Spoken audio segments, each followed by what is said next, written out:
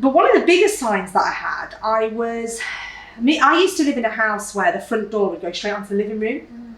And me and my friend were having a discussion, a debate about Islam and what we thought about it, and whether God was real and all this. And we were right midway through this quite lively conversation about Islam, and somebody put a pamphlet through the door, and I looked down because it was right where we were sitting, and it was that Visit My Mosque Day, and it said, "What do you know about Islam?" with a question mark. And I was like to my friend, that's definitely not a coincidence. This video is sponsored by Nature's Blends. Check out their premium black seed range. Get 10% off now. Link is in the description. Assalamu alaikum wa rahmatullahi wa barakatuh. I'm Aisha Raisley, and I'm joined with my friend Samantha. Assalamu alaikum. MashaAllah. So we met here in Leicester. Everyone knows I live in Leicester, so just putting that out there now. And it's a good place. Yeah, it's a good place. There's a lot of reverts here, right? Yeah, there is a good community here. Yeah, I think seeing the amount of reverts shows that there must be a good Muslim community here. Yeah, absolutely. For a lot of people to become Muslim. So yeah, we met here, and we met on Eid. Yeah, we did. No, we meet on Eid? We met kind of before Eid. Yeah. I think we officially met on Eid. Yeah, exactly. Yeah, alhamdulillah. So you're a revert, like me. Yes, alhamdulillah. So I want to talk about your revert story, how you became Muslim, what happened. So the first question I always ask people is, were you religious before you became Muslim? Did you have a religion? No, absolutely not. I think I was always aware of something, greater than my own being. Yeah. But I certainly wasn't religious. No, my family are not religious either at all. But did you ever find yourself as a kid praying to God or anything like that? Asking God for things?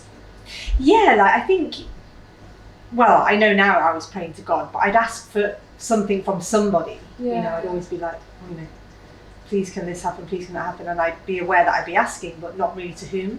Yeah. I think as kids, because even I remember being a kid, I was brought up in an atheist family as well, and I remember sort of laying in bed and being like, please can I get this toy or this, as a kid, you wish for these things. I think it's interesting looking back on that. So your family were not religious. There wasn't any religion in your family at all? No, nothing at all. Oh wow. Even my grandparents weren't religious. I mean, they'd say that they believed in God, I suppose, my grandparents, but there was never any going to church or any books of faith anywhere. Oh, see, that's really interesting, because I feel like coming from atheism to Islam is harder than coming from another religion to Islam. Because you have to really start from scratch. Exactly.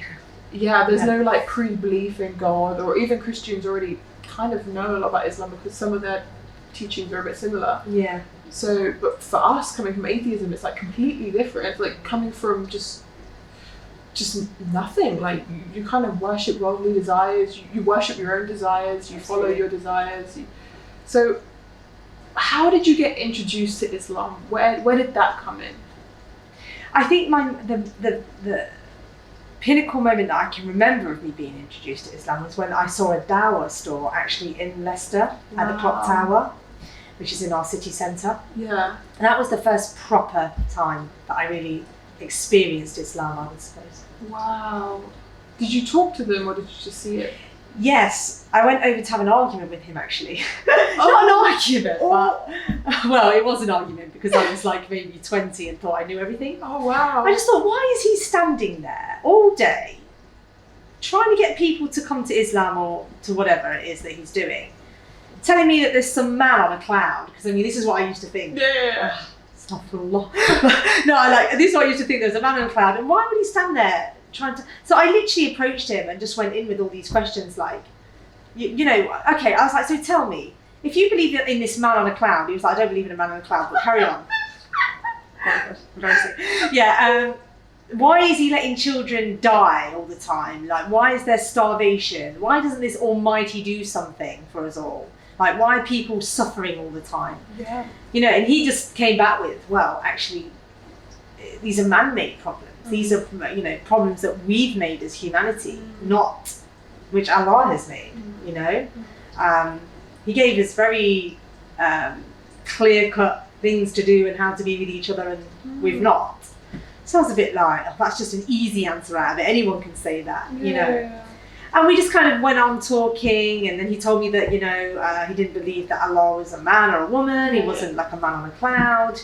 I was like, so what do you think it is then? What is Allah? And I said, you know, he believed it was like a light or some kind of energy that we can't even fathom because it's just so great. I was a bit like, oh, okay, that's more of an interesting answer. Yeah, it's really interesting what you said, because we do think about sort of world suffering and starvation and kids starving to death, and we think, why is Allah not made enough? But Allah's made enough in this world for everyone to eat, for everyone to be okay. Yeah. It's us that are not distributing it correctly. It's true. It's not like Allah's made this world and been like, okay, I'm going to make 50% of the food that you guys need to survive, and the other 50% I have to fight for it. We have everything we need, it's just greed. And more. Yeah, definitely. That's so interesting what you said. So how did your journey into Islam start after this initial conversation?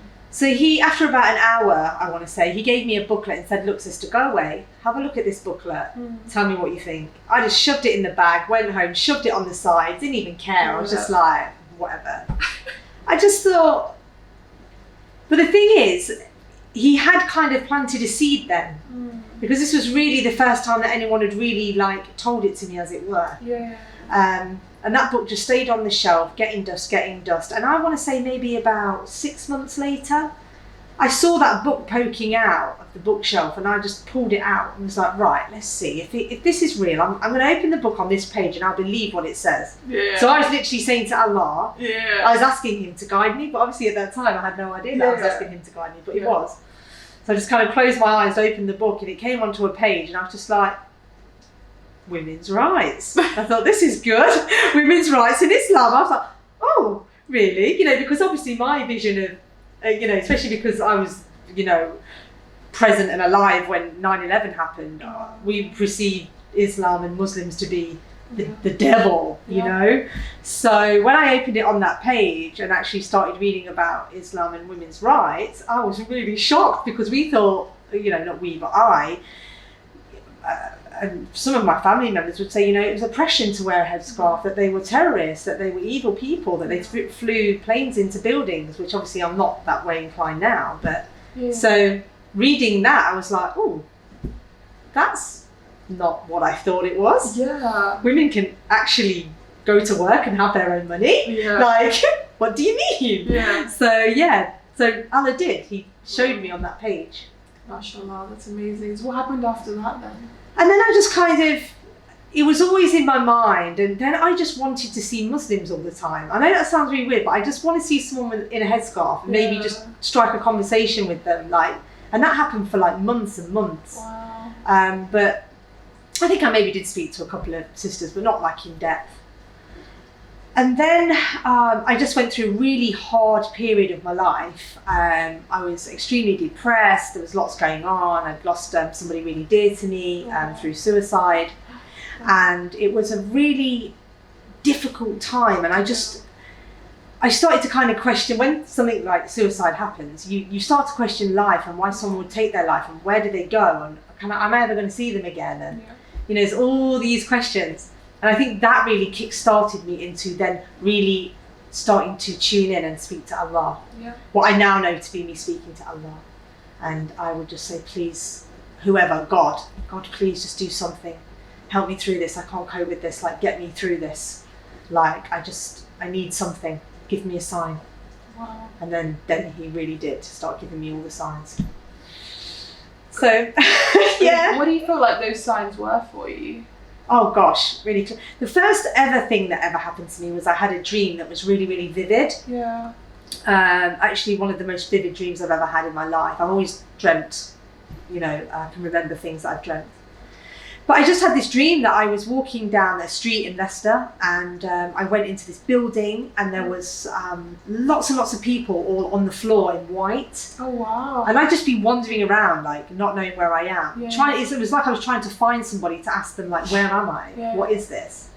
And I went out into a courtyard, and there was a gentleman there washing his legs. And I'm trying to speak to him, and he's just down. He's just got his gaze down, and he's like talking to himself. And I'm like, what is going on? And when I woke up, it was one of those dreams where you're just like, did that actually happen this week? Like, did I actually go to that place? And then I just didn't think any more of it, really. But that will come later with the story. But that was a very vivid dream that I had that just never went out of my mind. But yeah, I started to get signs and things happen, and it started to happen very, very quickly.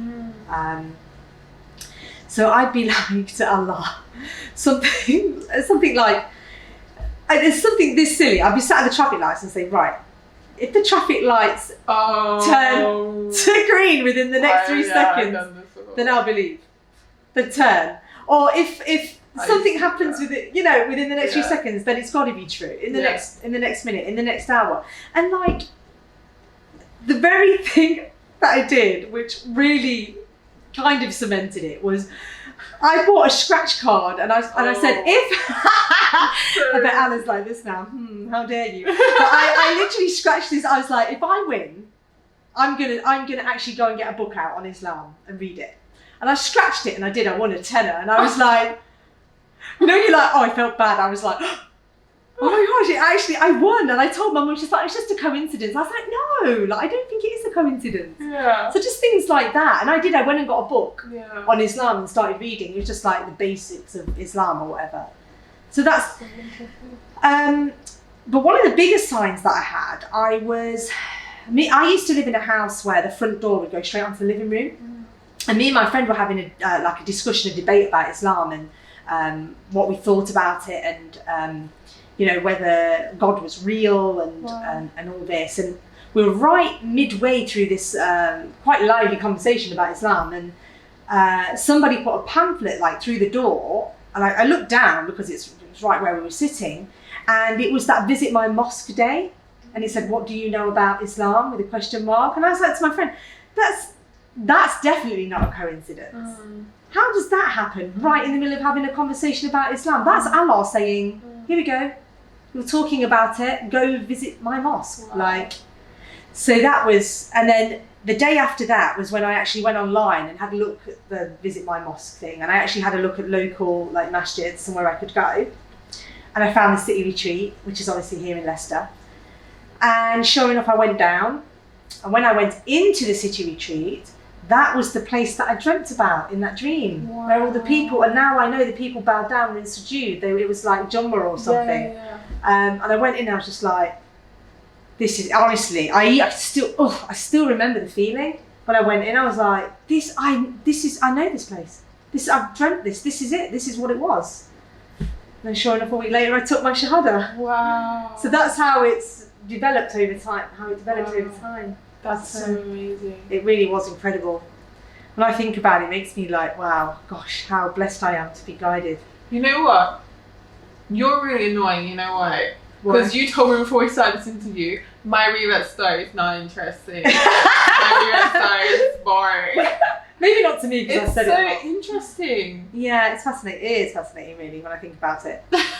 It's just, because I've said it, and I've watered it down a lot as well, so it's like, oh no. Yeah, we can never give the depth of our stories of what they felt like in the moment. Yeah. Because we can try and convey it, but, as time goes as well, our memory's not as great, but the feeling that you get in those moments that draw you to changing your entire life to become Muslim, it's like, it has to be huge, otherwise someone wouldn't change their entire life to become Muslim. No, and I mean, I was married to a non-Muslim when I reverted. My life was very different before. I mean, I've always been quite modest, and I've never been kind of like a party girl or any of that stuff, but once I'd taken my shahada, I knew then that I'd made this oath, and there was going to be changes, and it was scary. Wow. Yeah, it was exciting and amazing. You're shining with all this noor, and you're like, want to tell the world, I found this amazing place where I belong. Because, there's always an emptiness. There was always an emptiness until I came to Islam. Always a hole. And that's the hole that Allah wants you to fill with Him.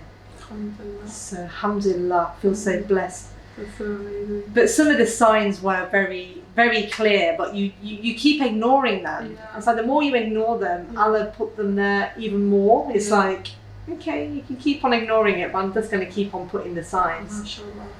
So may that brother at the Dawah store, may he get the blessings for it. Yeah, have you ever seen him since? No. Would you recognise him? Yes, Oh. yes, I would recognise him. It was a long time ago, but I'm almost positive I'd know who he was. Brother, if you're watching, this is the face. This is me. I'm sure you spoke to a lot of people. So I'm a reformed woman. I'm not so argumentative now. MashaAllah. But yeah, it was, you know, I would love to meet him again and say, look, I embrace, you know. I did talk to other people, you know, about Islam and things. It wasn't just that. I mean, because the story is obviously a lot built on lots of different things. But yeah, for sure, I did talk with a lot of Muslims on the lead up to taking my shahada and things. MashaAllah. Well, your story's amazing. Thank you. We're now going to do another interview where we talk about what happened after you declared your shahada. Yes. And obviously there's a lot of good things, but we're also going to cover some of the negative things that happened as well, inshallah. Yes, inshallah. So check that out. I'll put a link in the description. Maybe not, because I probably haven't released the video yet. So if you guys want to see that, then go and check it out. If it's not released yet, then you got to wait. Sorry. Assalamu alaikum, guys. الحمد لله